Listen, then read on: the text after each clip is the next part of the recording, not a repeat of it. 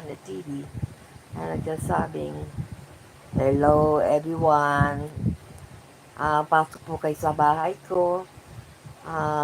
Sana po ay ang suportahan pa rin po ninyo ang aking live. Okay po.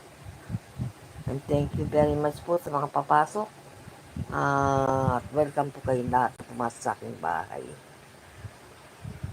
See you po again. I-mute ko muna kasi medyo may mga maingay po sa labas. Wala naman po tayong close na kwarto para po i-open natin to. Ano po? Pero makikita ko naman po.